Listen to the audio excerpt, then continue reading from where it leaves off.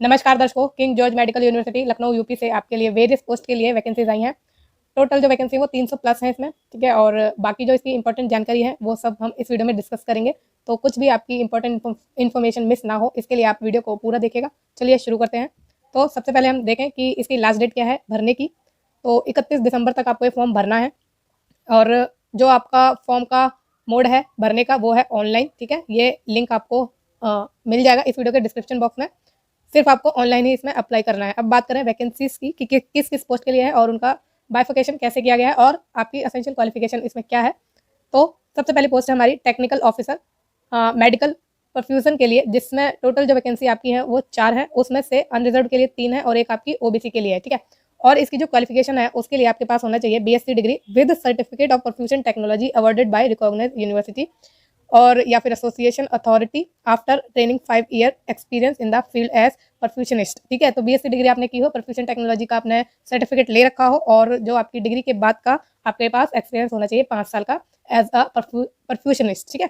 फिर नेक्स्ट चले हम टेक्नीशियन की बात करें रेडियोलॉजी में। इसमें टोटल आपकी 49 वैकेंसी है और उसमें से अनरिजर्व के लिए 21 है, ईडब्ल्यूएस के लिए 4 है, ओबीसी के लिए 13 है और एससी के लिए 10 है और एसटी के लिए आपकी 1 है। क्वालिफिकेशन की बात करें तो 10+2 यानी 12th आपकी साइंस सब्जेक्ट के साथ होनी चाहिए या कोई इक्विवेलेंट आपके पास क्वालिफिकेशन होनी चाहिए और वो रिकॉग्नाइज होनी चाहिए। आपको पता ही है रिकॉग्नाइज होना कंपलसरी होता है हर एक रिक्रूटमेंट में। और दूसरी इसमें क्वालिफिकेशन आपके पास होना चाहिए डिप्लोमा, जो कि 2 साल का हो, रेडियोग्राफी टेक्निक्स का हो, ठीक है। और साथ में 1 साल का एक्सपीरियंस आपको चाहिए एज ए रेडियोग्राफर और या फिर आपने बीएससी ऑनर्स किया हो 3 साल का in radiography from a recognised university. तो या तो अगर आपने 12th की है तो उसके साथ आपके पास ये तीनों पॉइंट होने चाहिए। अगर आपने 12th साइंस से नहीं की है लेकिन आपने बीएससी की हुई है अपनी रेडियोग्राफी में, जो कि 3 साल की है, तो आप इस फॉर्म को आराम से भर सकते हैं, ठीक है। इसमें 2 ऑप्शन आपके लिए दिए गए हैं, इनमें से एक आपके पास होना कंपलसरी है। नेक्स्ट हम बात करें टेक्नीशियन रेडियो थेरेपी की। इसमें टोटल जो वैकेंसी है आपकी वो 20 है। उसमें से अनरिजर्व के लिए आपकी 9 है, ईडब्ल्यूएस के लिए 2 है, ओबीसी के लिए 5 है, एससी के लिए 4 है, ठीक है। क्वालिफिकेशन की बात करें तो 10+2 विद साइंस होना चाहिए आपके पास, डिप्लोमा होना चाहिए 2 साल का रेडियोथेरेपी टेक्निक्स में और 1 साल का एक्सपीरियंस हो रेडियोथेरेपी टेक्नीशियन के रूप में, या फिर आपके पास बीएससी ऑनर्स होना चाहिए 3 साल का रेडियोथेरेपी में, ठीक है। तो वही है कि इन दोनों में से एक आपके पास होना चाहिए। अगर आपने 12 साइंस से की है लेकिन आपने डिप्लोमा नहीं ले रखा और आपके पास एक्सपीरियंस नहीं है तो आपने बीएससी की हुई होनी चाहिए रेडियोथेरेपी में और वो 3 साल की होनी चाहिए, ठीक है। नेक्स्ट हम बात करें टेक्निकल ऑफिसर ऑप्थेल्मोलॉजी में। तो इसमें टोटल 4 वैकेंसी है, उसमें से रिजर्व के लिए 3 है, एक ओबीसी के लिए है। क्वालिफिकेशन बीएससी चाहिए आपको ऑप्थेल्मिक टेक्निक्स में या कोई इक्विवेलेंट आपके पास डिग्री होनी चाहिए, बस इतना ही, एक्सपीरियंस कुछ भी नहीं मांगा। नेक्स्ट है पोस्ट टेक्निकल ऑफिसर ईएनटी, ठीक है। ईएनटी के डिपार्टमेंट में टोटल 4 वैकेंसी है, उसमें से 3 अनरिजर्व के लिए है, एक है ओबीसी के लिए। बीएससी इसमें आपके पास होनी चाहिए स्पीच एंड हियरिंग में, ठीक है। और डिजायरेबल है इसमें, डिजायरेबल मतलब अगर आपके पास नहीं भी है तब भी आप इस फॉर्म को भर सकते हैं, बस आपके पास बीएससी डिग्री होनी चाहिए स्पीच एंड हियरिंग में। तो डिजायरेबल में बीएससी ऑनर्स अगर आपके पास है इन स्पीच एंड हियरिंग और क्लिनिकल एक्सपीरियंस है इन हॉस्पिटल, ठीक है, तो आपको इसमें एडवांटेज मिल जाएगा। और जो आपका एक्सपीरियंस है वो न्यूरोटोलॉजी या एनटीए में हो तो आपको इसमें एडवांटेज मिल जाए। नेक्स्ट हमारी पोस्ट है मेडिकल लैब टेक्नोलॉजिस्ट, जिसमें टोटल 29 वैकेंसी है, उसमें से 14 अनरिजर्व के लिए है, 2 ईडब्ल्यूएस के लिए है, 7 ओबीसी के लिए है और 6 एससी के लिए है। और जो इसमें आपका क्वालिफिकेशन है उसमें आपके पास बैचलर्स की डिग्री होनी चाहिए इन मेडिकल लेबोरेटरी में, लेबोरेटरी टेक्नोलॉजी में या फिर मेडिकल लेबोरेटरी साइंस में, ठीक है। रिकॉग्नाइज होनी चाहिए आपकी ये डिग्री और साथ में 2 साल का रेलिवेंट एक्सपीरियंस होना चाहिए in laboratory attached with hospital having minimum 100 beds. तो जिस भी हॉस्पिटल में आपने अपना एक्सपीरियंस लिया हो वो 100 बेड्स का होना चाहिए। नेक्स्ट आपकी पोस्ट है junior medical lab technologist lab में। टोटल 7 वैकेंसी है, उसमें से अनरिजर्व के लिए 5 है, एक ओबीसी के लिए है, एक एससी के लिए है। इसमें आपसे 10+2 मांगा है साइंस सब्जेक्ट के साथ और साइंस सब्जेक्ट में आपके पास स्पेसिफिकली फिजिक्स, केमिस्ट्री, बायोलॉजी और या फिर बायोटेक्नोलॉजी होनी चाहिए। उसके साथ ही आपके पास 2 साल का रेगुलर डिप्लोमा होना चाहिए इन मेडिकल लेबोरेटरी टेक्नोलॉजी में, जो कि रिकॉग्नाइज्ड हो और साथ में 1 साल का एक्सपीरियंस आपसे इसमें मांगा है laboratory attached with hospital having 100 beds, ठीक है। 100 बेड्स का वो हॉस्पिटल होना चाहिए जिसमें आपने अपना एक्सपीरियंस गेन किया है। नेक्स्ट आपकी जो पोजीशन है वो है ओटी असिस्टेंट की, ठीक है। और इसमें टोटल 65 वैकेंसीज है, उसमें से अनरिजर्व के लिए 28 है, ईडब्ल्यूएस के लिए 6 है, ओबीसी के लिए 17 है, एससी के लिए 13 है और एक आपकी एसटी के लिए है।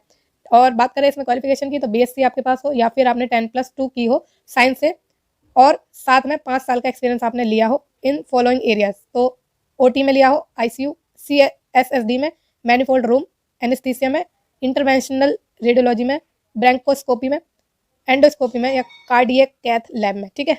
आपने ये एक्सपीरियंस लिया हो। डिजायरेबल की बात करें, प्रेफरेंस उन लोगों को दी जाएगी जिन्होंने सर्टिफिकेट डिप्लोमा कोर्स किया होगा अपना ओटी टेक्निक्स में, ठीक है। और वर्क एक्सपीरियंस जिन्होंने लिया है if the candidate has worked in a private और public sector hospital of at least 500 beds, ठीक है। जिन्होंने 500 बेड के हॉस्पिटल में अपना एक्सपीरियंस गेन किया है उन्हें प्रेफरेंस मिल जाएगी। नेक्स्ट चले हम टेक्नीशियन न्यूक्लियर मेडिसिन में। तो इसमें टोटल 4 वैकेंसी है, उसमें से 3 अनरिजर्व के लिए है, एक ओबीसी के लिए है। इसमें क्वालिफिकेशन आपको चाहिए बीएससी इन लाइफ साइंस और other science plus 1 year diploma, ठीक है। और ये जो आपका डिप्लोमा है वो medical radiation and isotope techniques में होना चाहिए या कोई इक्विवेलेंट अप्रूव्ड बाय AERB से होना चाहिए। और डिजायरेबल इसमें 1 साल का डिप्लोमा आपके पास अगर है DMRIT में तो आपको इसमें प्रेफरेंस मिल जाएगी और वो रजिस्टर्ड होना चाहिए डिप्लोमा न्यूक्लियर मेडिसिन फैसिलिटी में। नेक्स्ट पोस्ट है आपकी टेक्नीशियन ग्रेड 2 डेंटल की। टोटल 4 वैकेंसी है, अनरिजर्व के लिए इसमें 3 है और एक ओबीसी के लिए है। असेंशियल क्वालिफिकेशन की बात करें तो 10th आपने किया हो या इक्विवेलेंट किया हो, साथ में आपने डिप्लोमा किया हो या सर्टिफिकेट किया हो रिकॉग्नाइज यूनिवर्सिटी में, या फिर आपने डेंटल मैकेनिक में किया हो अपना डिप्लोमा, ठीक है, या डेंटल हाइजीन में किया हो, या फिर आपने मैक्सिलोफेशियल प्रोस्थेसिस और ऑर्थोडोंटिक अप्लायंसेज में अपना डिप्लोमा सर्टिफिकेट किया है तो आप इसमें भर सकते हैं। साथ में आपको चाहिए रजिस्ट्रेशन डेंटल हाइजीनिस्ट के रूप में या dental mechanic with dental council, ठीक है। तो आपका रजिस्ट्रेशन होना चाहिए डेंटल काउंसिल में एज अ डेंटल हाइजीनिस्ट या डेंटल मैकेनिक के रूप में, ठीक। डिजायरेबल की बात करें तो एक्सपीरियंस हो आपके पास डेंटल डिपार्टमेंट में तो आपको इसमें प्रेफरेंस मिल जाएगी और हॉस्पिटल में आपको ऑब्वियसली एक्सपीरियंस होना चाहिए, ठीक। नेक्स्ट चलते हैं पोस्ट की तरफ और यह है टेक्नीशियन डायलिसिस में। 36 पोस्ट है, वैकेंसीज हैं इसमें। उसमें से 17 अनरिजर्व के लिए है, 3 EWS के लिए है, 9 ओबीसी के लिए, 7 आपकी SC के लिए है। क्वालिफिकेशन इसमें आपको चाहिए BSc इन डायलिसिस टेक्नोलॉजी या फिर BSc with diploma in dialysis technology of 2 years and 1 year experience of working as dialysis technician in hospital of 20 dialysis unit. तो आपने अगर BSc की है डायलिसिस टेक्नोलॉजी में तो आपको इसमें कोई एक्सपीरियंस नहीं चाहिए, कोई डिप्लोमा नहीं चाहिए, ठीक है। लेकिन अगर आपने इसमें अपना BSc नहीं किया है डायलिसिस टेक्नोलॉजी में तो और BSc जो आपने की है वो किसी और सब्जेक्ट में की है तो उसके साथ आपको डायलिसिस टेक्नोलॉजी में डिप्लोमा चाहिए। वो डिप्लोमा आपका 2 साल का होना चाहिए, साथ में 1 साल का एक्सपीरियंस होना चाहिए उस हॉस्पिटल में जिसमें 20 डायलिसिस यूनिट है, ठीक है। नेक्स्ट चलते हैं तो medical social service officer grade 2 की ये पोजीशन है। 23 इसमें टोटल वैकेंसीज है, 11 इसमें आपकी अनरिजर्व के लिए है, 2 EWS के लिए है, 6 आपकी ओबीसी के लिए है, 4 SC के लिए है। मास्टर डिग्री इसमें आपकी होनी चाहिए सोशल वर्क में, ठीक है। और साथ में एक्सपीरियंस चाहिए आपका इन लाइन विद वेलफेयर या फिर हेल्थ एजेंसी में, preferably dealing with medical public health service, ठीक है। तो जिन्होंने भी सोशल वर्क में अपनी मास्टर डिग्री ली है और एक्सपीरियंस लिया है हेल्थ एजेंसी में, मेडिकल पब्लिक हेल्थ सर्विस में, तो वो इसमें आराम से भर सकते हैं। और डिजायरेबल है स्पेशलाइजेशन बाय एक्सपीरियंस और क्वालिफिकेशन और training in medical social work including psychiatric services, ability to use computer, ठीक है। नेक्स्ट हम चलते हैं रिसेप्शनिस्ट की पोस्ट पर और इसकी टोटल वैकेंसी 23 है। इसमें से 11 आपकी अनरिजर्व के लिए है, 2 EWS के लिए है, 6 ओबीसी के लिए है, 4 SC के लिए है। क्वालिफिकेशन में आपसे डिग्री मांगा है फ्रॉम अ रिकॉग्नाइज यूनिवर्सिटी और पोस्ट ग्रेजुएट डिप्लोमा मांगा है इन जर्नलिज्म या पब्लिक रिलेशन में। अगर आपकी डिग्री किसी भी स्ट्रीम से है तो आप इसमें भर सकते हैं, लेकिन उसके साथ आपके पास डिप्लोमा होना चाहिए जर्नलिज्म में या फिर पब्लिक रिलेशन में। डिजायरेबल की बात करें तो एक्सपीरियंस अगर आपके पास है in public relation, publication, printing, publishing तो आपको इसमें प्रेफरेंस मिलेगी। Exposure to working on a personal computer, personal computer पर अगर आपने काम किया है, जानते हैं आप अच्छे से उसको यूज़ करना, तो आपको इसमें प्रेफरेंस मिल जाएगी। नेक्स्ट आपकी पोस्ट है फार्मासिस्ट ग्रेड 2 की और इसमें टोटल 38 वैकेंसीज है। अनरिजर्व के लिए इसमें 18 है, 3 इसमें EWS के लिए है, 10 ओबीसी के लिए, 7 SC के लिए है। असेंशियल क्वालिफिकेशन में डिप्लोमा चाहिए इन फार्मेसी यानी D फार्मा आपने की हो और schedule be registered pharmacist under the pharmacy act. तो फार्मेसी एक्ट के अंडर जो कि 1948 का है उसमें आपका जो है फार्मासिस्ट के रूप में रजिस्ट्रेशन होना चाहिए।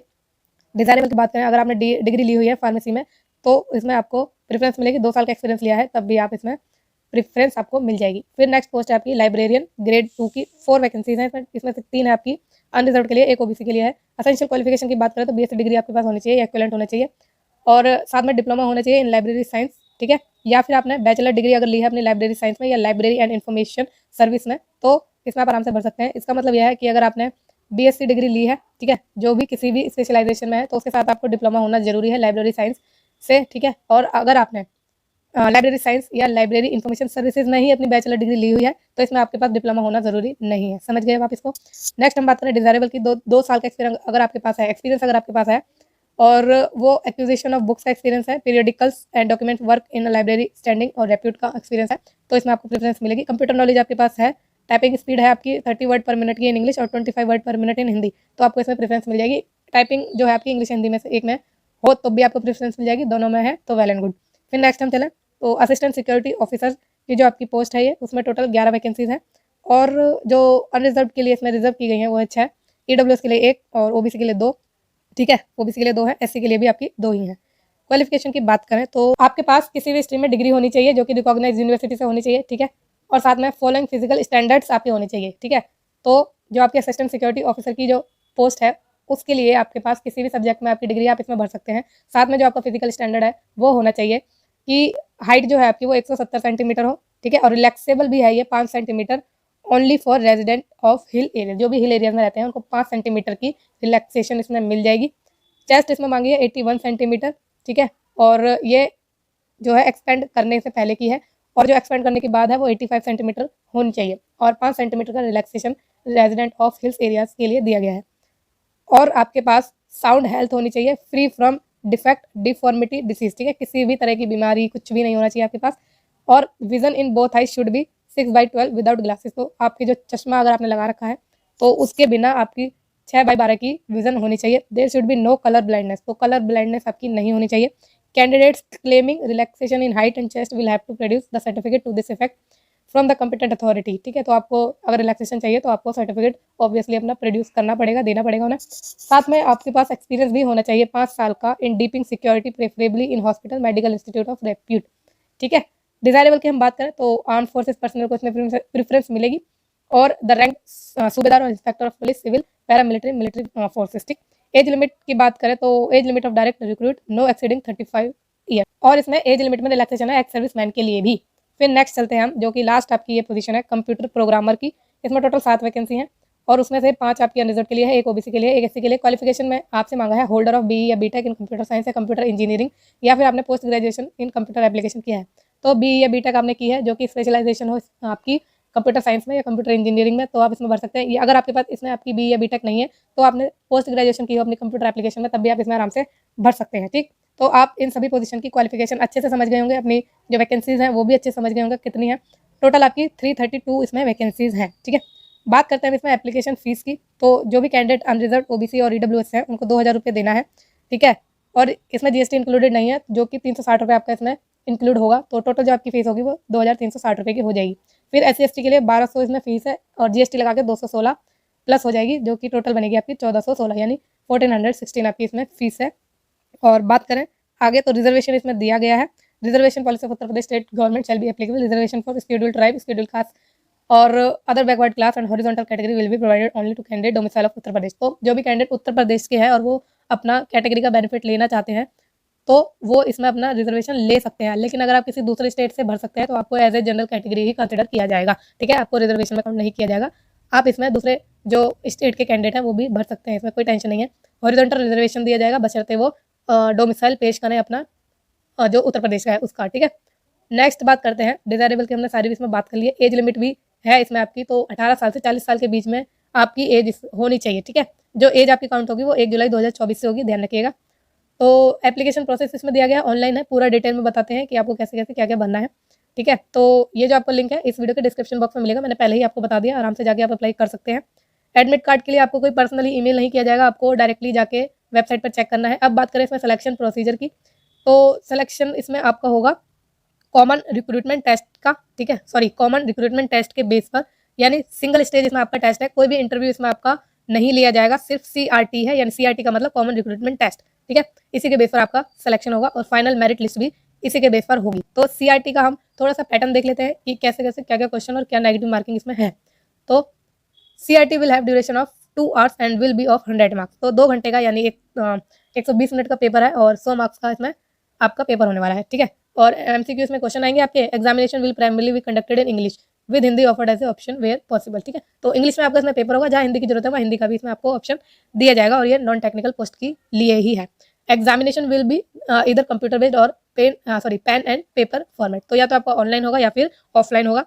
बात करें कि इसमें डिस्ट्रीब्यूशन ऑफ मार्क्स कैसे करा गया है, तो 60 मार्क्स आपको दिए जाएंगे on subject related to post corresponding to the required qualification level. तो 60 मार्क्स का जो क्वेश्चन होंगे ना आपके, वो आपके सब्जेक्ट रिलेटेड होंगे, जो आपकी मिनिमम क्वालिफिकेशन मांगी होगी वो आपका लेवल होगा क्वेश्चन का। फिर 10 मार्क्स का जो होगा जनरल इंग्लिश पूछी जाएगी, 10 मार्क्स की आपकी जनरल नॉलेज पूछी जाएगी, 10 मार्क्स की रीजनिंग और 10 मार्क्स का मैथमेटिकल एबिलिटी आपसे पूछी जाएगी। फिर 1 मार्क्स दिया जाएगा आपको हर एक क्वेश्चन के लिए, और 1/3 की इसमें नेगेटिव मार्किंग है, ध्यान रखिएगा नेगेटिव मार्किंग इसमें है, सारे टिक करके नहीं आने हैं, ध्यान से अच्छे से समझदारी से आपको अपना जो पेपर है वो अटेंड करना है, ठीक। और बात करें आगे कि इसमें आपको मिनिमम क्वालिफाइंग मार्क्स कितने लाने हैं, इसमें जो आपका सिलेक्शन होगा मेरिट बेस पर है, तो ज़्यादा से ज़्यादा मार्क्स लाने हैं। इसमें मिनिमम क्वालिफिकेशन मार्क्स इसमें आपको दिए गए हैं, तो 50% मार्क्स उनके लिए है जो जनरल EWS OBC से बिलोंग करते हैं, और 45 SC/ST OBT SC/ST कैंडिडेट्स के लिए। ठीक, चलते हैं हम आगे। सिलेबस जो है आपकी KGMU की वेबसाइट पर आपको मिल जाएगा। और रेजोल्यूशन ऑफ टाइप, ठीक है, ओके। तो examination marks will be declared on website, तो वेबसाइट पर आपको अपने मार्क्स मिल जाएंगे। तो ऑलमोस्ट हमने सारी चीज़ें इसमें इंपॉर्टेंट जो भी है सब डिस्कस कर लिया है। अगर आपको कोई भी डाउट है, ठीक है, कुछ भी पूछना है तो आप आराम से मुझसे पूछ सकते हैं, कोई दिक्कत वाली बात नहीं है। कुछ भी पूछना है पूछिए। और वीडियो कैसी लगी है आपको वो भी मुझे कमेंट के थ्रू ज़रूर बताइएगा, ठीक है। और इस वीडियो में इतना ही। और भी इंपॉर्टेंट वैकेंसीज की जानकारी के लिए और जॉब्स के अपडेट के लिए इस चैनल को प्लीज़ लाइक, शेयर और सब्सक्राइब करना ना भूलें। Thank you so much.